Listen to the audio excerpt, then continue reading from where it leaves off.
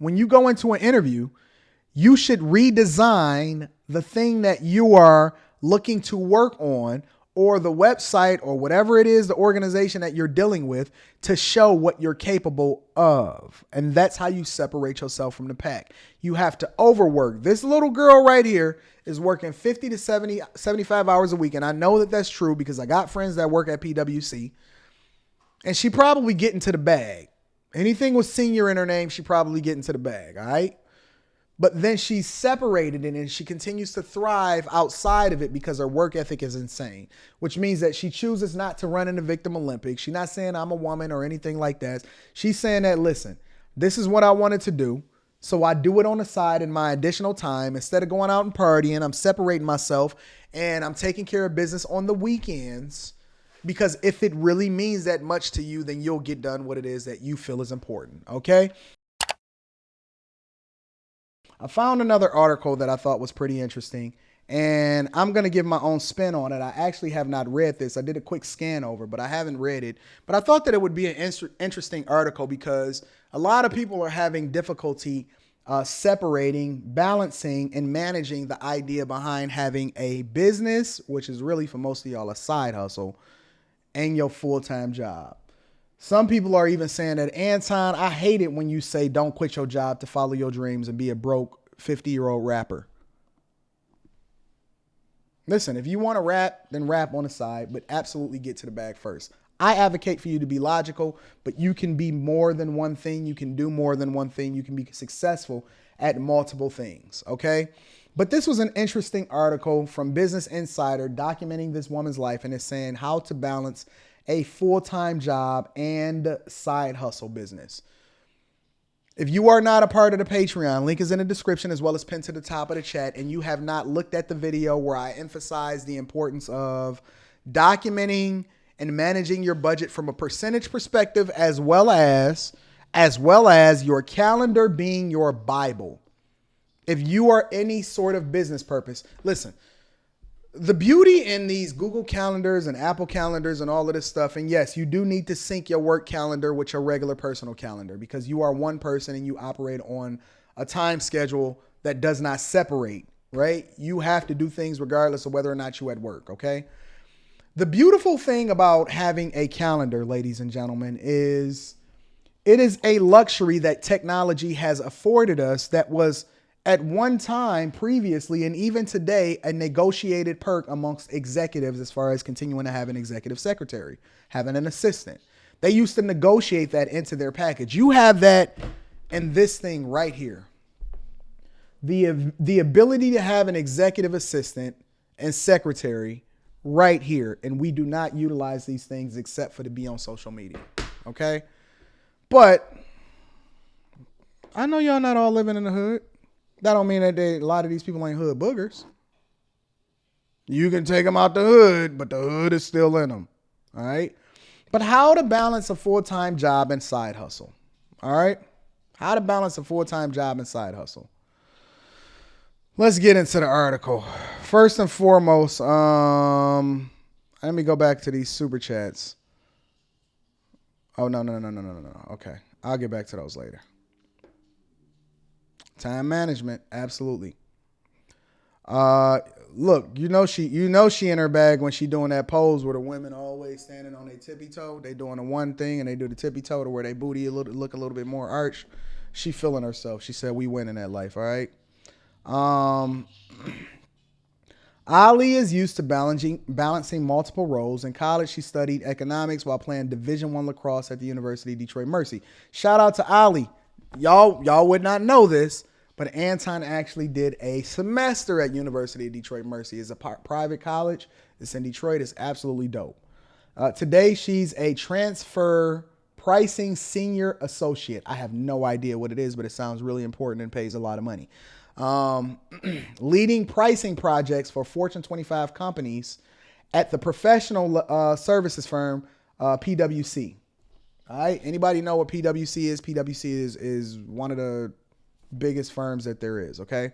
She typically works between 50 and 70 hours a week, but still finds time to run a side hustle as a content creator focused on travel and fashion. So listen, if this girl right here that's on her toes can do 50 to 75 hours a week and still run their side hustle, and you sitting here as a grown man telling me you can't do it because it's going to cut into your video game time with your homies, we got issues, fam. Through her business, Ali works with brands, hotels, Airbnb listings to shoot photos and videos, making content and spread brand awareness. So it sounds like she's a social media marketing firm to make it easy. She has almost 7,000 combined Instagram and TikTok followers and has collaborated with brands like Expedia, Times, Liquid IV, The Gist, and various hotel chains and Airbnb properties in the U.S.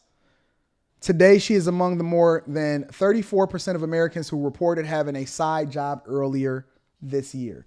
So listen, she puts in 50 to 75 hours a week at work, and she's getting to the bag with her side hustle, okay? Her advice is to lean into the things that you already love when it comes to your side hustle. Okay. All right. I was a senior at the University of Detroit Mercy when I started an internship in trading, but I quickly realized I wanted to do something much more personal. A letter to the current role at PwC and days. Yeah. We got it. It's no secret that the corporate careers oftentimes stifle creativity, and I've always been creative. So she said this, long story short, what she's saying is, get to the bag first, because ain't nobody going to be happy being broke. All of that brokes, listen, we know that works for 1 out of every 200 million of y'all that want to be a dancer for Ace Hood somewhere. And I say Ace Hood because I wanted to pick somebody that wasn't relevant, but some people be coming up to me like, oh, I used to be a dancer for Ace Hood. I'm not shady, Rita. Real talk, it don't really matter. But what this woman is telling us is that you got to get to the bag first. And now she's starting her own content business. So before she took her business, she would like to take photos of anything she could for her own enjoyment. Pandemic hit, more time on her hands, and she decided to dive fully in. And she eventually launched her company in July of 2021. Okay?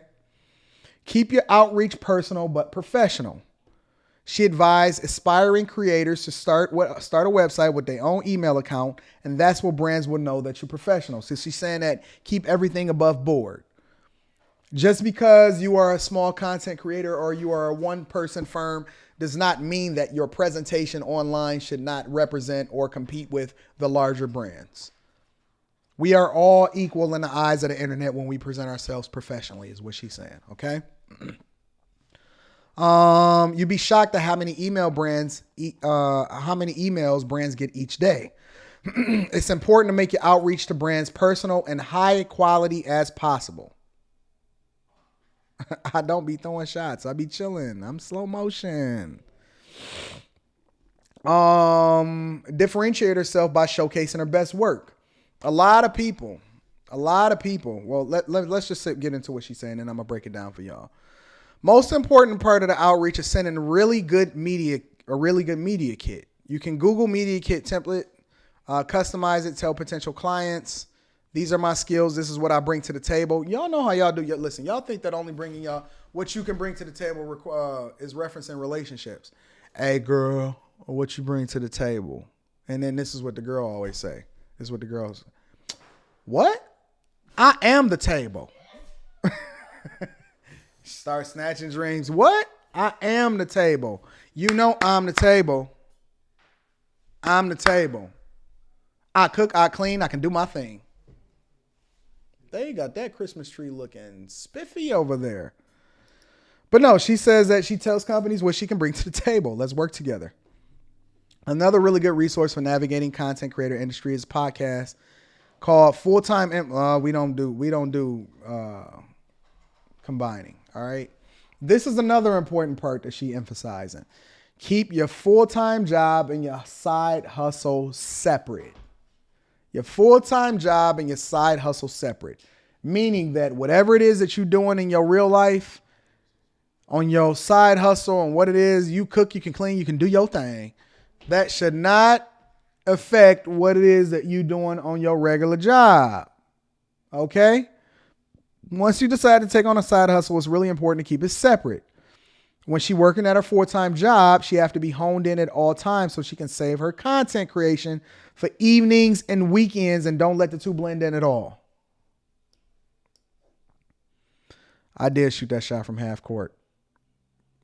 But my thoughts about this is largely do what you're supposed to do at work and don't nobody want to hear your excuses. Take care of your business. And if you want to build a business separate from that, then that's separate from what it takes for you to be able to feed your face. And then one day, if you're good enough, your side hustle becomes your business, and then your business is thriving more than what it is that you're making at your regular job.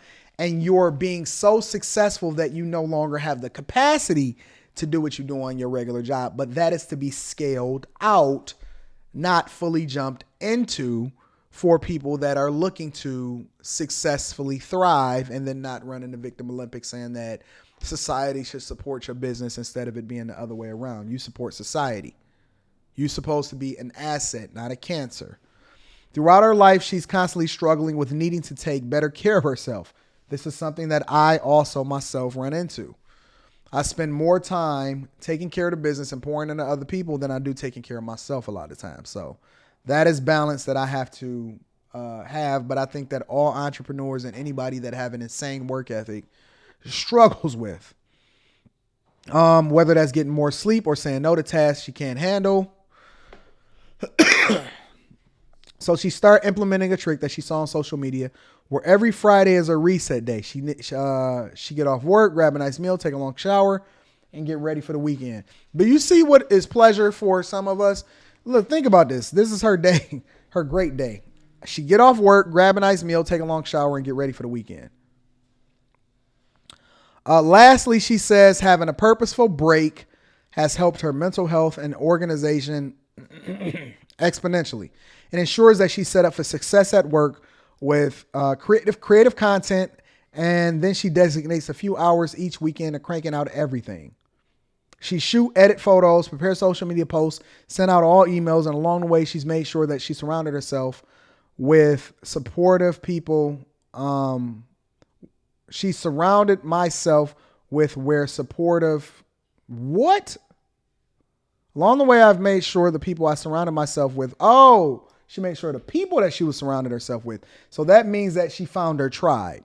Were supportive of her side career. So they poured into her. They supported her. They think that she dope. She went in, so on and so forth. Okay. But the point is that you keep the business and the side hustle separated until the side hustle is too big for you to be able to continue in the business. And then you figure out how to navigate it. But you have to be professional. And the great equalizer is something that we're on right now. It's the internet. Your website should be doper than whatever corporate website that you see. A lot of times when I'm talking to people that's getting into software engineering or web development or designing and things like that, the first thing I ask them is, okay, well, show me your portfolio. When you go into an interview, you should redesign the thing that you are looking to work on, or the website or whatever it is, the organization that you're dealing with, to show what you're capable of. And that's how you separate yourself from the pack. You have to overwork. This little girl right here is working 50 to 70, 75 hours a week. And I know that that's true because I got friends that work at PwC. And she probably get into the bag. Anything with senior in her name, she probably get into the bag, all right? But then she's separated it and she continues to thrive outside of it because her work ethic is insane, which means that she chooses not to run in the Victim Olympics. She's not saying I'm a woman or anything like that. She's saying that, listen, this is what I wanted to do.